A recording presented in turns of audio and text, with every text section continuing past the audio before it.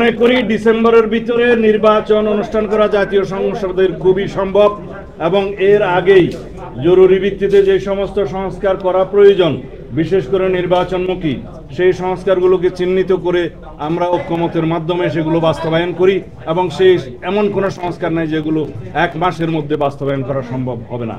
আমরা ইতিমধ্যে আজকে রিপোর্ট পেয়েছি আইন মন্ত্রণালয়ের অধীনে অনেকগুলো অর্ডিন্যান্স এবং অনেকগুলো সংশোধনী এসছে বিভিন্ন সেক্টরে, যেগুলো অলরেডি বাস্তবায়ন হয়েছে। আরও অনেকগুলো বাস্তবায়নের প্রক্রিয়া আছে, সেগুলো অর্ডিন্যান্সের মাধ্যমে করা সম্ভব, নির্বাহী আদেশের মাধ্যমে করা সম্ভব, এমনকি কিছু কিছু সংস্কার তো অফিস আদেশের মাধ্যমে করা সম্ভব।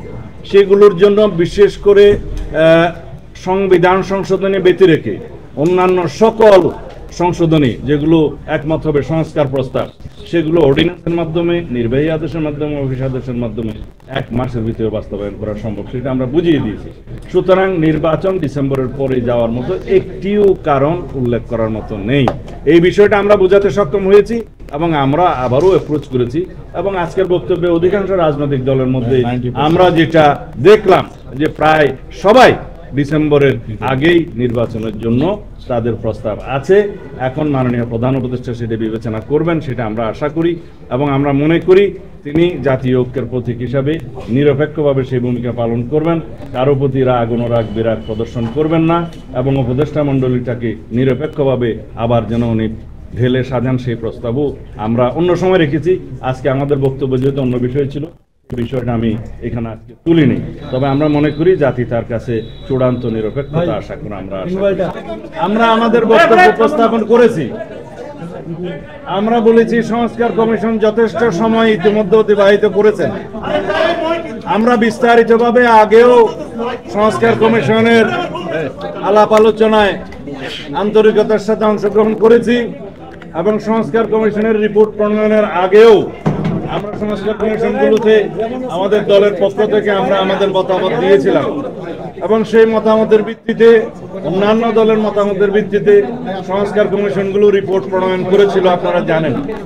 সেই রিপোর্ট, বিস্তারিত রিপোর্ট আমরা আমাদের দলে আলোচনা করেছি এবং ইতিমধ্যে একটি সংক্ষিপ্ত স্প্রেডশিটের মাধ্যমে ওনারা 166টি দাবি প্রস্তাব আমাদের কাছে দিয়েছিলেন। তার উপরে আমরা কোনো মনোযোগ দেইনি, বিকজ এটা অনেকটা বিভ্রান্তিমূলক ছিল। আমরা সংস্কার কমিশনের রিপোর্টগুলোর উপরে, বিস্তারিত রিপোর্টের উপরে আমরা আমাদের বিস্তারিত মতামত প্রদান করেছি, দফাওয়ারি মতামত প্রদান করেছি, সেই বিষয়ে সময়ে সময়ে আপনাদেরকে অবহিত করেছি এবং পরবর্তীতে গঠিত জাতীয় ঐক্য কমিশনের আহ্বানে আমরা আলাপ আলোচনা করতে গিয়েছিলাম সংস্কার বিষয়ে।